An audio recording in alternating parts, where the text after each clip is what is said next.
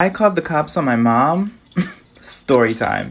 When I was younger, about 7 or 8, I had a huge obsession with soda. Do you guys call it soda or pop? I say soda because that's definitely the correct way to say it. So one day in the morning when I woke up for breakfast, there was nothing to drink except for soda. But instead of giving me soda, my mom had poured me a glass of water. Who drinks water? So then I was like, do I have to drink water? Like, can I get some soda, please? And she was like, it's way too early for soda. You can drink some water, boy. So then I was like, I'm not drinking water. I don't want to drink water. And then she was like, if you don't sit your butt down, you're going to be drinking this belt. So then I said, I'm not drinking this water. And I threw the cup of water all over the table and it got in everybody's breakfast. And my mom was like, and I ran. I just ran. I grabbed the phone and I ran into the bathroom and I locked myself in the bathroom. And then I proceeded to call the cops. And when they answered, I told them that my mom was trying to kill me. And then the cops actually came. My mom had to explain the situation. The cop and I had a very long talk. And then when he left, my mom whooped my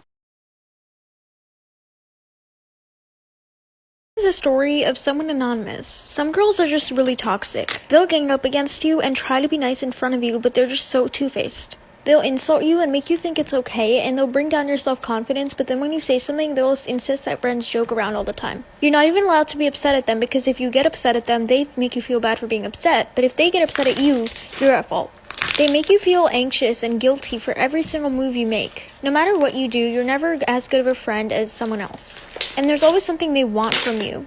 And that was the type of friend that this person had. So she was just so rude 24/7. But this specific story was when it hit the breaking point. So this girl was one day walking home from school and her friend, let's call her Rachel, came up to her and insisted that she write her 6-month project for her. She was supposed to be working on this for 6 months and it was due the next day.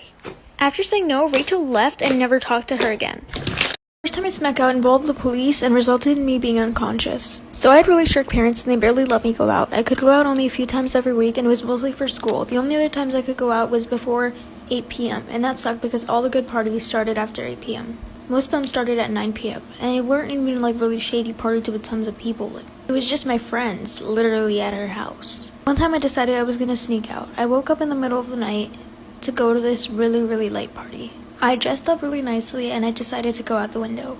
But I didn't realize that my neighbor's dog was right out the window because sometimes he stays in our backyard. And the reason for that is because our neighbors sometimes need help taking care of him when they're busy.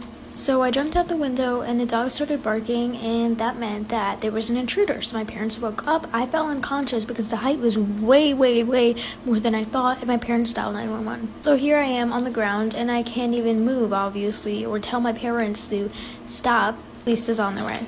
They're talking about the really creepy stalker who refused to leave me alone. So this woman used to sit next to me at work and we never really interacted, but I noticed she was always looking over her shoulder at me. It was really weird because I was like, do I have something on my face? Like, what, like, do I look gross today? But she was just always staring at what I was doing. I thought I was kind of paranoid, but my suspicions were very much confirmed when she followed me home. It was a very pleasant surprise to see this middle-aged woman running just to see what I was doing behind me. I had never met this woman before work, so I did not know what grudge she had against me or why she was so interested in my life. I asked her what she was doing. She was like, oh, I just had to head in that direction. So I was like, maybe I'm just being mean and I just need to like calm down and, you know, put it to the test. And so I went to this really shady neighborhood and lo and behold, she was there. So I needed to hatch a little devious plan to get her to leave me alone because this just could not keep on happening. This happened over so many days before I decided to take action. I contacted a bunch of friends and we came up with this sort of evil plan. Two of the creepy stalker who followed me wherever I went. Like, I'm not even joking. So this girl continued to not speak to me at work, but she was just always kind of lurking in the shadows.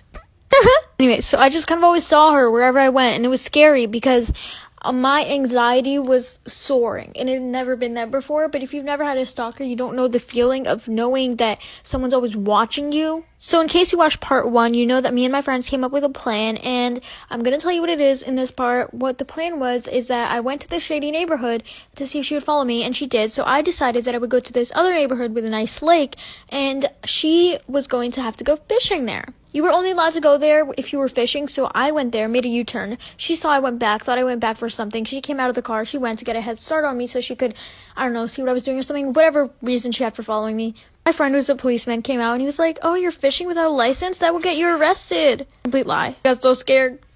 Every time I thought my whole life was a lie because I found out I had been adopted at a really late age and my parents completely denied it and were furious with me because I had figured it out. By parents, I mean both my adoptive parents and my real parents. So, me and my parents have never looked too much alike. Like, you might think we are kind of, like, distant, like, relatives or something, but you would never guess that we were immediate family. Most people saw my mom and did not even recognize her to look too much like me. However, this kind of just slipped over my head because I was young at the time. I know I said I found out at a late age, but what I meant by that is that I expected to have known something like that when I was young enough to, talk and walk because I felt like I had the right to know this. So we were talking about cultures and heritage and background at school, and my friend got a DNA test and found out these little percentages of different places that she was from, and it was really cool.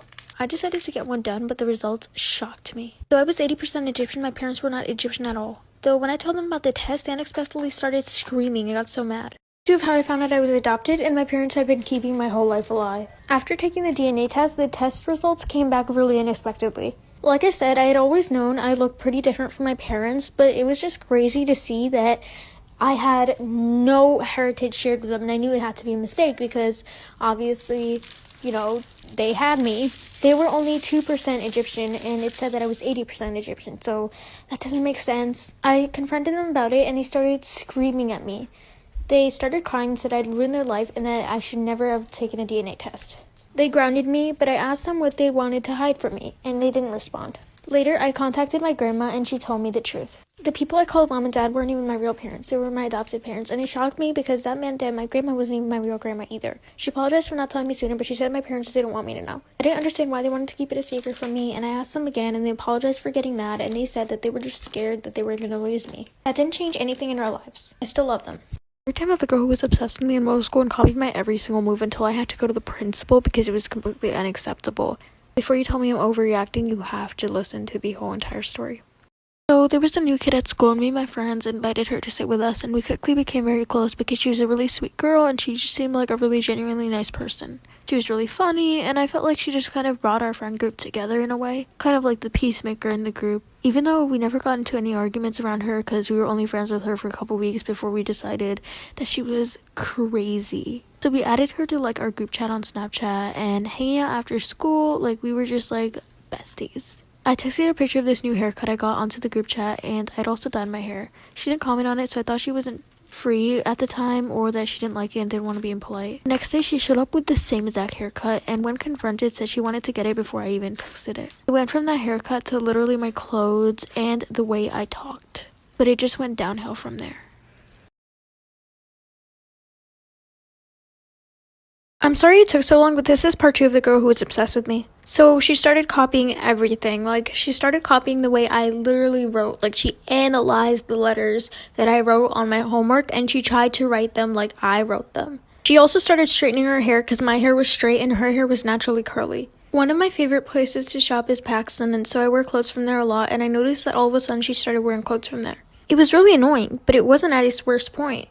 The worst part was when I realized she wanted to be me. Not figuratively. She literally wanted to be me. So she called me and told me that school was canceled.